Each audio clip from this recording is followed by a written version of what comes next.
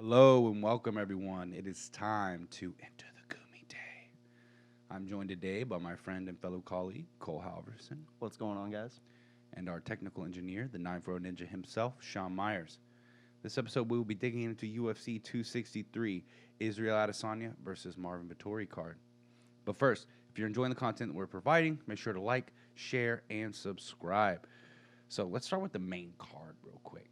Dude, this card looks absolutely amazing. It's stacked. We have a couple up and comers, prospects fighting some veterans, some gatekeepers in the game. A couple of people coming back and trying to rekindle some lost flames.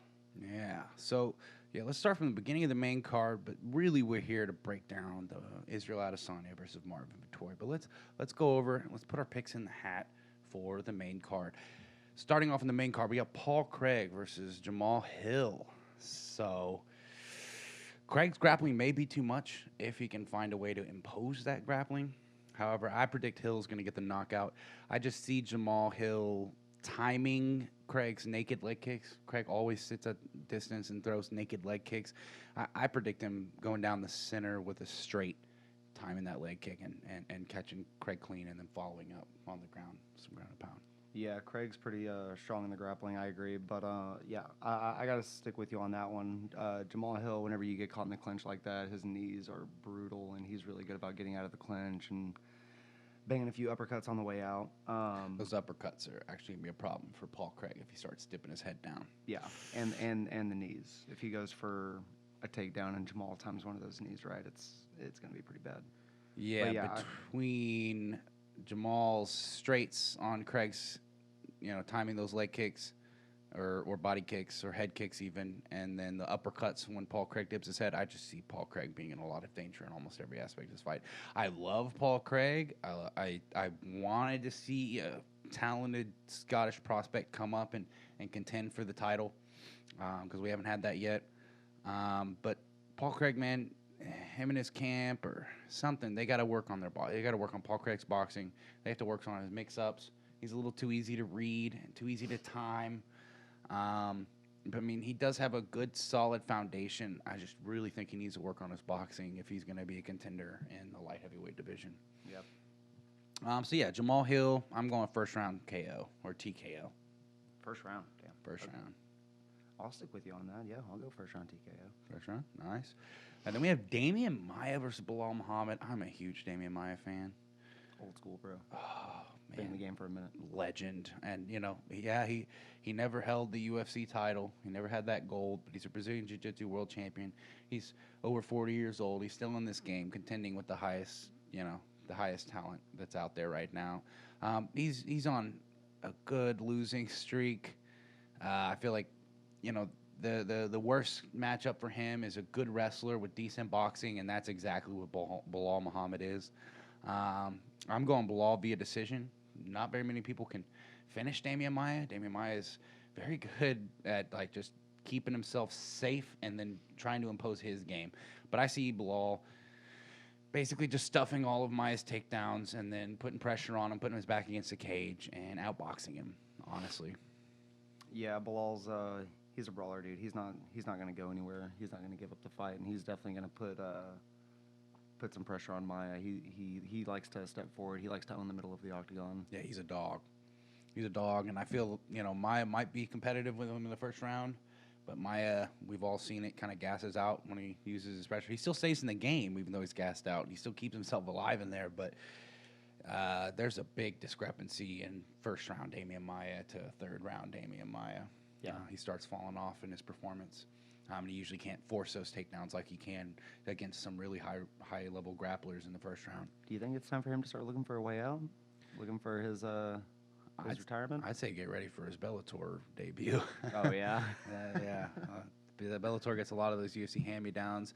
I love Demian Maia. I'm a fan all the way. Demian Maia is 43 years old, dude. Those Brazilians, man. They just go until they can't go anymore. Age. They just don't age. Yeah, it's different breed. All right, so I'm going with Belal. I'm gonna go by decision. I feel that. Yeah, I don't think either one of these is gonna get the knockout on the other one. Right. I don't think his submission is in the Horizon either. I think it's going to go to decision. Yeah.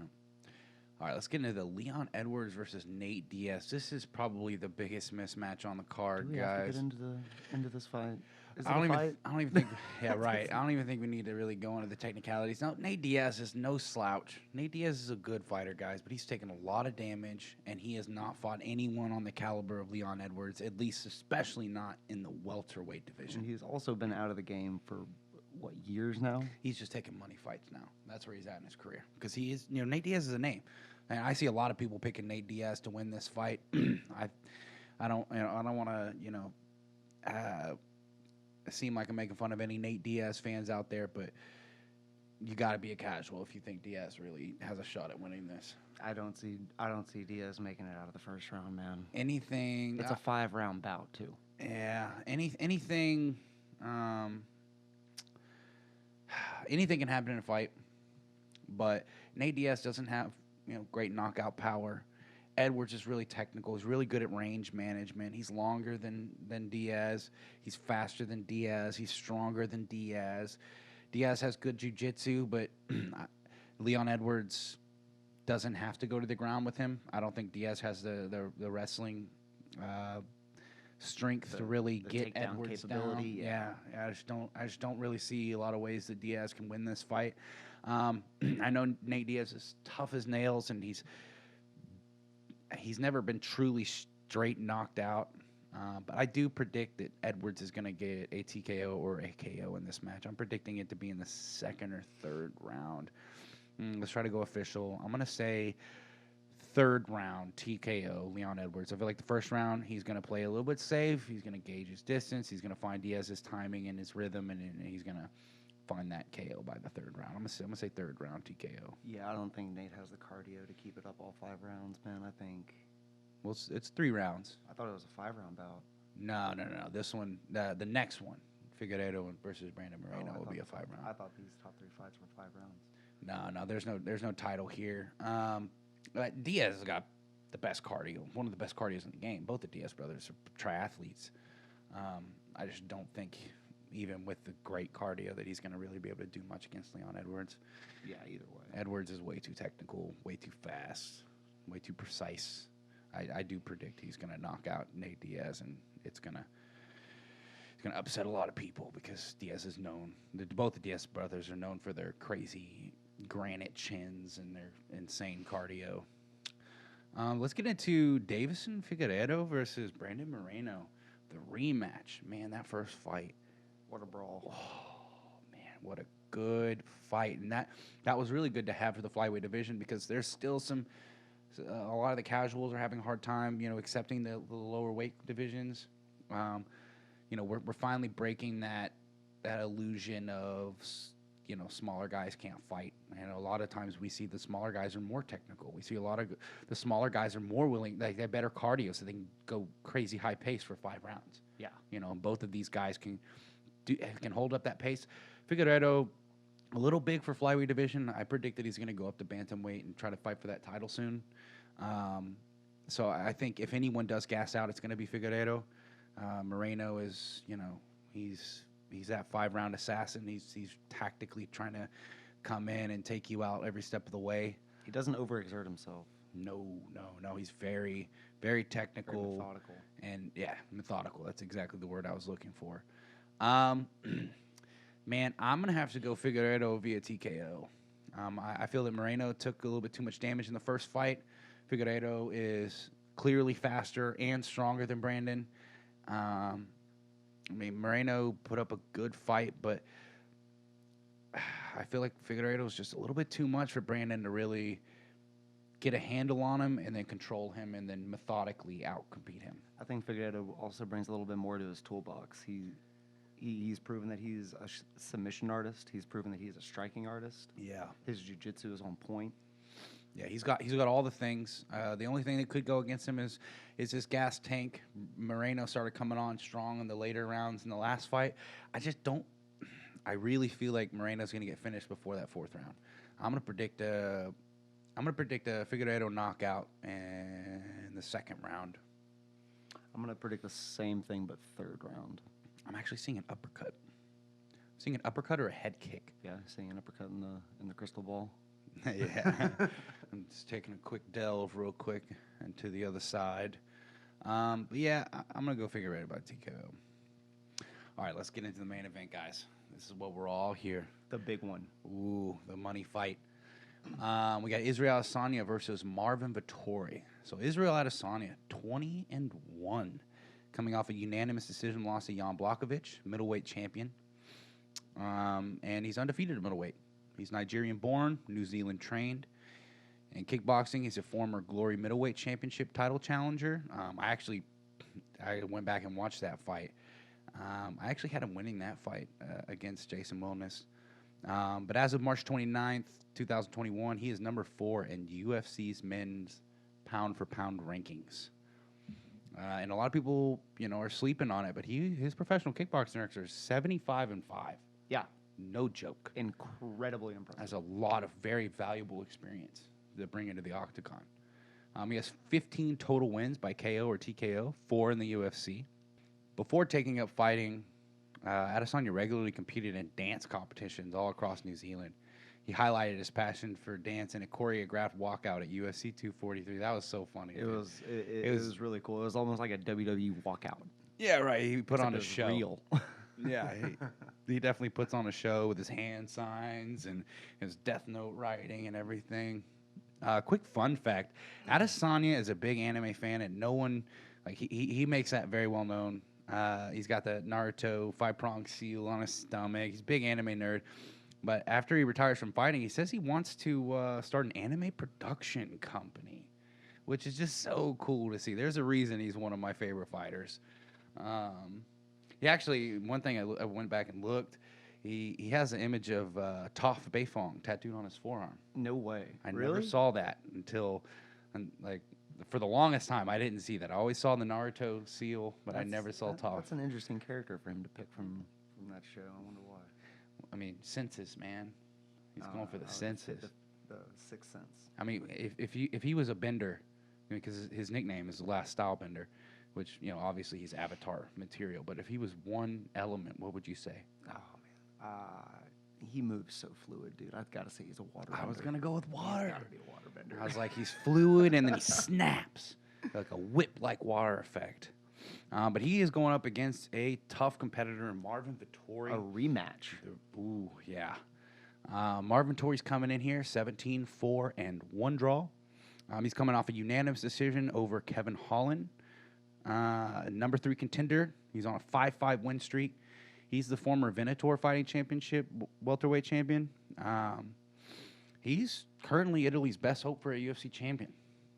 It'll be their first UFC champion, won't it? Yeah. Wow. It will be their first, and that's one of the big things that one of his big motivating factors is I want to be the champion for Italy. I want to bring this belt back home to Italy to start, making MMA more of a thing. Fun fact about Marvin Vettori: when he started out training MMA in Italy, he had to go to 6 different gyms to get all the skills that he wanted and all the training that he needed, because in Italy at the time the sport was still growing, and a proper MMA gym was hard to find. So he ended up moving to London in 2012 for 2 years to train MMA, and then now he moved to the U.S. to train at King's MMA. Wow.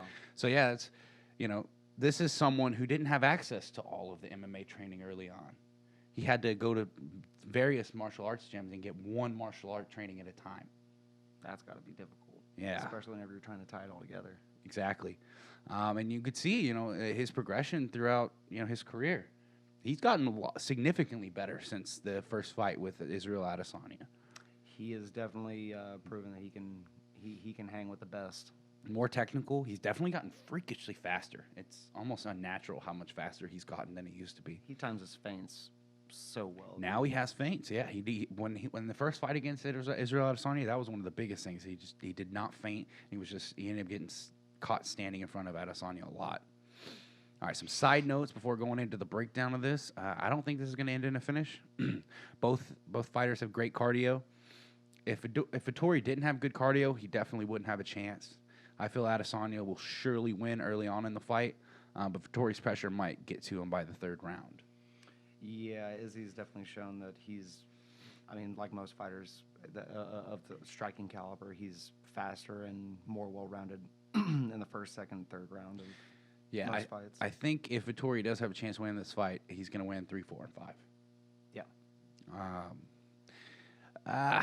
6-inch reach advantage for Adesanya. Adesanya's range management on top of that 6-inch reach advantage is going to make the advantage even more prominent. So what better way could we break down potential plays in this upcoming fight than to look at their first matchup, right? We can. How are we going to? What can we take away from previous experiences that could, be implemented in this next fight? Let's go and see the first time they fought. So let's look at the first takedown attempt here from Vettori to see just how the upcoming grappling exchanges might play out. So here we are. Vettori has Adesanya pushed up against the cage. Both guys have an underhook. This is very important for Adesanya to keep fighting for, as it prevents Vettori from being able to shoot effectively. Adesanya does a great job at defending the outer trips of Vettori. Vettori was going for inside trips, out trips, and Adesanya was very cleverly shifting his hips to not be taken down, to always, not making adjust. That base so obvious. Yep, exactly. From here, Adesanya does a great job at swaying back and forth to make Vettori uncertain as to which direction he was going to be muscling through. He uses the correct technique of rotating into his underhook and getting his back off of the cage. Adesanya needs to be hyper-focused in the upper body grappling exchanges due to Vettori's well-timed trips and changes of direction. Because Vettori's always trying to get control of the upper body so he can shoot to the lower body. And as Adesanya keeps his underhooks and he keeps framing and he keeps a firm overhook too, it's going to be hard for Vettori to actually get control of Adesanya's lower body. They were going back and forth in this position until Adesanya finally was able to give himself a bit of space by keeping an underhook and using his hand to keep Vettori's hips away. And this was really good to see from a kickboxer coming into MMA. He has an underhook on one side, and then he uses his other side going through Vettori's. He uses his underhook to push at the hips of Vettori, so Vettori can't shoot his hips in and dip lower, change levels, and old school wrestling, take a shot. Bro. Yeah, now this is beautiful work from Adesanya to stay patient, stick to fundamentals, and wait for his time to explode out of the clinch to keep the fight standing. However, let's look at the third round to see how Vettori got the takedown, because I feel that this will be indicative of their next fight. Adesanya stuffing takedowns early and Vettori securing some later. Now this is where Adesanya can make mistakes, when he is overly focused on the counter-striking. Vettori doubles up on his jab here. Adesanya rolls both of them beautifully. Great head movement, but he squared himself up. From there, Adesanya predicts that Vettori will throw a power left hand and attempts a counter straight. That he actually tried to transition to a frame on Vettori once he realized that Vettori wasn't throwing a punch and Vettori was shooting him for a takedown, which is really good to see as a habit to build. But however, Vettori goes ahead and shoots at the hips of Adesanya. Now here's where Adesanya quickly digs for the underhook on the right and a firm overhook on the left. Adesanya shows that he has quick reaction time on the striking and grappling transitions. Adesanya has crazy good reaction time.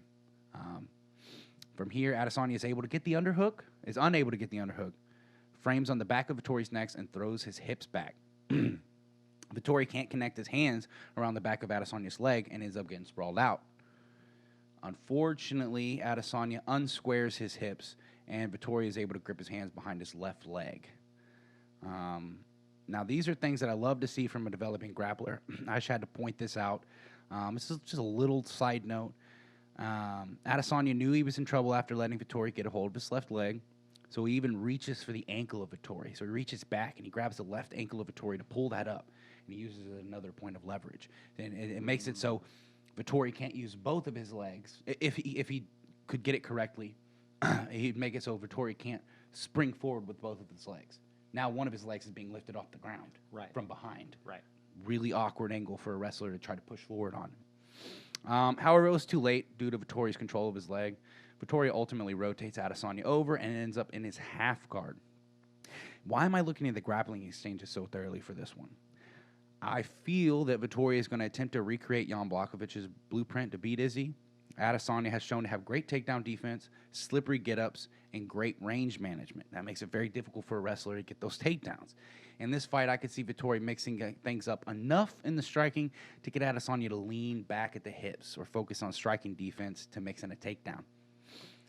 Leaning back at the hips is somewhat of a bad Muay Thai habit because he was in kickboxing for so long. It's just kind of ingrained in him now.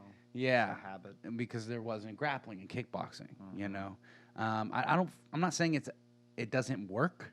There's just a time and a place to utilize it.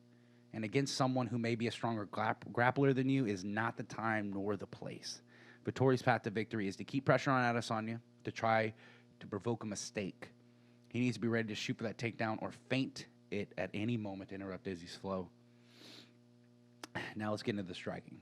This is Izzy's world. This is where Izzy just shines, dude. Because we're starting off like, okay, what can Vettori do? Right? Adesanya is going to do a lot of the same, I feel. He's going to stick with the jab. I feel that's one of Vettori's biggest weaknesses with his style of pressure. He's going to feint heavy to counter Vettori based on his reactions. And Vettori's mostly a southpaw, so Adesanya liked to stay orthodox so that he could hand fight with the longer range and open Vettori's stance with the inside leg kicks. Man, I love his hip feints. Because he kept throwing that inside leg kick early on in the fight until both their shins connected. He threw it a little less after both their shins connected together on their kicks. I'm sure. But yeah, Vettori's going to need to feint back in this one. Even though he may not seem it, Adesanya is human and will react to good feints. Human reaction can only be so fast, and Adesanya is a counter striker anyway, so he has some habits of wanting to wait till you do something so he can counter you. These guys are both big counter strikers. Yeah, I mean, Vettori's more so of the pressure fighter, but he's shown that even in the pocket, he can be ready for that quick counter that nobody sees coming. And people a lot of times underestimate him when they are in the pocket with him because he throws really basic things, and then he switches it up like out of nowhere. Yeah. And he's powerful, but I feel like he's constantly tensing himself up, so I feel like it takes away a little bit of his power. But I feel like that helps with his chin because he's always like extra tense, but he has his mouth open. He almost always fights with his mouth open. I don't always showing that mouthpiece. But that's a bad habit because if your mouth isn't closed with as much force on it as possible in that mouth guard, there's a higher chance of you being knocked out. Yeah. But Vettori's shown to have a granted chin, so I mean, whatever he's doing, I'd say keep doing it for now. One thing I wanted to point out is Vettori had a similar reaction to Blachowicz by bringing his leg up to check out Adesanya's leg kick and still being ready to box. That's one thing Blachowicz kept doing at range. So he would go for the check, and even if Adesanya just feinted and he didn't throw it, he would just bring his hand back. He would bring his leg back down, and he'd be ready to box with him. Oh, you want to come in? Get ready for my left hook. Don't you be careful with that left hook. It does take away some of Izzy's favorite attacks, the safest attacks. Izzy loves to throw those leg kicks from outside and to chop them down early, lower their speed so they can't chase him down as effectively. I mean, I say that's the safest approach, but then look at what happened to, Silva and Weidman. Yeah. So even the safest strike can be Weidman. Devastating. Yeah. Even the safest strike in MMA can be absolutely devastating. But yeah, I'm interested to see how much Vettori's grappling has improved. If it has improved, I'm sure it has, but so has Adesanya's. The only way I really see Vettori getting the takedown is if Adesanya's worried about striking defense. Yeah. If Adesanya's going for a counter, and that's when Vettori sees that Times and just ties right. that shoot, I mean, because Adesanya leans back at those hips because he loves his lean back left hook counter or right hook counter. He knocked out Paulo Costa and Robert Whittaker with that same punch. Beautiful. If he gets caught up against the cage with the takedown, I think he'll be okay. But if he gets caught in the middle of the octagon with no way to get up to the cage and get his back up, I don't like Izzy on the ground. Yeah, Vettori will definitely close ground and pound. He'll hold him down and he'll close off that venue for Adesanya to walk in, to crawl up to the cage. Yeah. But yeah, I'm really excited for this fight. This card, bro. This whole fight night. This whole is card going to be great. It is absolutely amazing. Ultimately, I'm gonna go Israel Adesanya. Man, he's been really knocking people out who come forward too aggressively. and Vittori is very aggressive. I'm going to say decision. I'm going to say Israel Adesanya via decision because I just don't see him knocking Vittori out. But I could be wrong. Vittori is a monster, but he does, like I said, he does leave his mouth open a lot during the fight, and he comes forward aggressively. And Izzy's found some really safe counters, and he baits him in with that head movement. But that same lean back counter could pose for some serious problems for Adesanya against a heavy wrestler. Yeah. And Vittori's not even a wrestler, but he just knows he needs to use it in this fight. Yeah, it's really the only way that I see him. Yeah, he's got to do getting MMA. Any kind of advantage over Adesanya. Yeah, he's got to do all of it. The MMA, he cannot just strike with Adesanya, and he knows that. So you're gonna go with decision? I'm gonna go Adesanya via decision. All right, man. I say my boy Izzy is gonna TKO in the 4th round. 4th round. I think Vettori is going to gas himself out. Oh, I mean, Vittori has shown to get a little bit slower, but he always stays active. But that little bit of speed loss, that might. I don't think we've seen Vittori in a 5-round bout, have we? Has he been in the main? He's been in the main event. Okay, so he fought Jack Hermanson in a 5-round. Oh, that's right, he did beat Jack Hermanson. Yeah, and that was a grind fight. That was a grindy fight. Yeah, it was. That was a lot of expenditure on his part, and he stayed up there. I don't think he's gonna get completely gassed, but he does slow down a little bit, and Adesanya really doesn't. I'm sorry. So he has gone 5 rounds, but he hasn't gone 5 rounds with Izzy. Well, he went 5 rounds in a grindier fight with Hermanson, but I mean, because Izzy, but he's gonna have to wrestle really offensively against Izzy.